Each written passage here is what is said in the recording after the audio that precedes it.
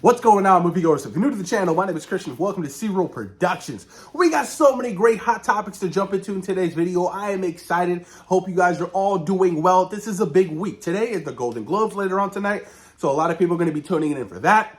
Then on Thursday this week, you guys, we have the season finale of Creature Commandos. James Gunn has come out and confirmed that there will be a post-credit scene at the end of this episode, which is really interesting to me because we don't know where these characters are going to go after this first season. We don't know if James Gunn is planning to do a season 2 of Creature Commandos. But he also did confirm that these characters will cross over live action eventually. So can you imagine we see these characters live action at the end of this series? That would be an absolute banger. But I can't wait to see how they're going to wrap it up. This last episode was so good, with the character study or the character focus on, Dr. Phosphorus. Really, really enjoyed it. Probably my favorite episode so far of the season. But Daniel RPK, you guys, a reliable inside scooper who I always go to, has been dropping some good tea for Marvel and DC. More DC than Marvel. So let's just get the Marvel one out of the way. I don't know. For some reason, I feel like DC is just it's so more exciting right now than Marvel. Like, I'd rather talk all DC right now because it just feels fresh and new. Like, Marvel, it's repetitive at times. You know what I mean? But there's still some Marvel projects out there that I'm really looking forward to, like the Fantastic Four First Steps, Thunderbolts, Captain America Brave New World, which literally comes out next month, you guys. That is wild to me. So, the first scoop of the day, you guys, the Punisher is going to be making his MCU debut in Daredevil Born Again, right? We all know, we've seen the trailer, the little, snippet teaser or whatever, and we've seen the set photos. Apparently, Marvel Studios, they want to do a series on Disney Plus for the Punisher, kind of like a continuation of the Netflix stuff. Now, I'll be honest with you, I saw the Netflix series. First season was phenomenal. Great. Really good. Second season, I saw the first 2-3 episodes.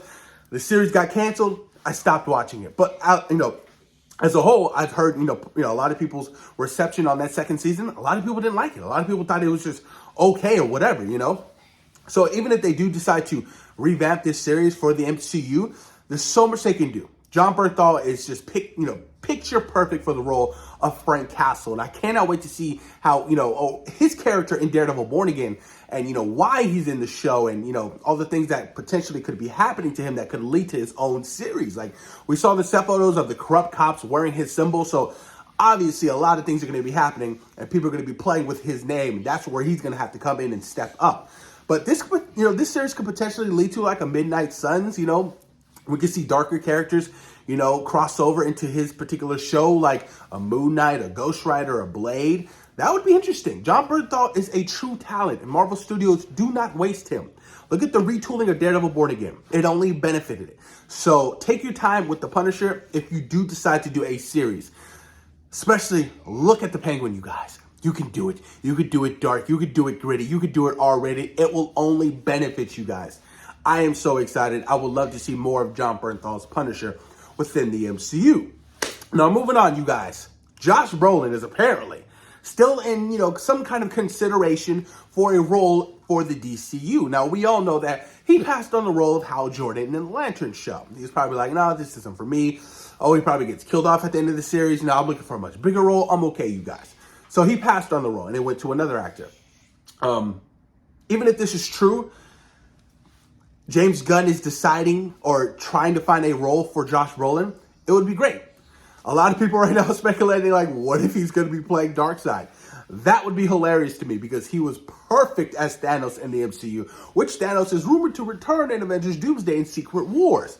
But can you imagine as Josh Brolin as a Darkseid? That would be epic. But I'll be honest with you guys, I don't think James Gunn is going to be jumping into Darkseid so soon, because Zack Snyder just did it and that universe is completely over. So he's probably going to be leaning into a little bit of a different direction when it comes to the next big bad villain for the DCU. But I still do expect them to do Darkseid sometime soon. Darkseid is one of the greatest DC villains of all time. So even if, Josh Brolin is sticking around, there are other roles he could potentially, play, like a Deathstroke, like what's his name, Slade Wilson. That would be perfect. That would be perfect. Now, Joe Manganiello was great for what, he was given. But can you imagine Josh Brolin as Deathstroke? That would be epic. And, it's rumored that there was a certain project of a Deathstroke in Bane that's in the works. It's a possibility, you guys. Take it with a grain of salt. It could potentially happen. So, moving on to the next topic, you guys. Lobo. We all know that Jason Momoa has been casted for Supergirl Woman of Tomorrow. He's celebrating, showing pictures of the script. He's hyped. This is the dream role for him. Lobo is apparently going to be appearing in multiple projects after Supergirl. And I have a feeling they're going to treat Lobo like, like they're Deadpool. And that could essentially happen. David Leitch has come out, director of like Atomic Blonde, Deadpool 2, Bullet Train. He directed the Fall Guy this year. He wants to make a Lobo film with Jason Momoa. That would actually be a banger. An R-rated Lobo film. That would be a huge smash hit, and especially like a director like David Leitch, who directs action so well. It could work. Maybe James Gunn has a Lobo solo future in mind for this particular universe. Who knows, you guys? But it's going to be interesting to see what happens, with this Lobo character and Supergirl Women of Tomorrow, which starts shooting in just a couple of days, you guys. Hopefully we get to see some set photos, because I want to see Millie Alcock in her Supergirl suit. I cannot wait to see how she's going to look. It's going to be super exciting. Moving on to the final topic, you guys. Jeff Snyder has come out and said that, the Batman Part 2 still has a certain villain attached, and that being Mr. Freeze. Now, I'm taking this with a grain of salt. I'm taking this with a grain of salt because the Batman's been delayed all the way to October 1st, 2027. And at this point, you know what I mean? Like, there's so many other projects to look forward to. I'm treating this like Blade. I'm treating the Batman Part 2 like Blade. When it does come out, it does come out. But I understand the circumstances. A lot of people are kind of claiming that it's a personal reason for, Matt Reeves. That's why it's taking so long. By all means, take all the time you need.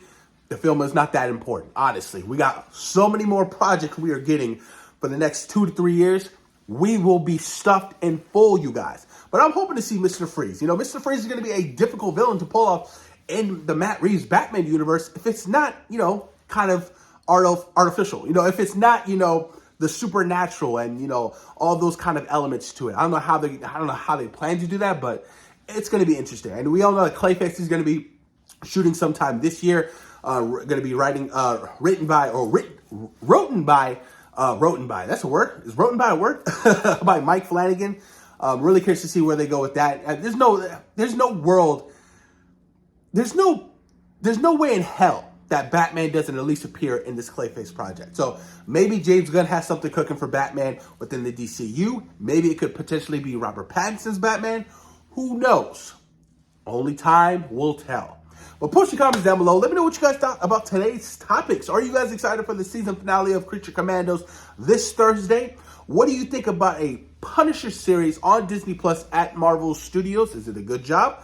Should they pursue this route with this particular character? What do you think about Lobo appearing in multiple projects outside of Supergirl, Woman of Tomorrow? And finally, what do you guys think about Josh Brolin still being in the circle of DC for some kind of particular casting? If you guys had to fan cast Josh Brolin as, a DC hero or villain, who would it be? Post your comments down below. And of course, thank you guys for taking time in your day for watching C-Roll Productions. Peace.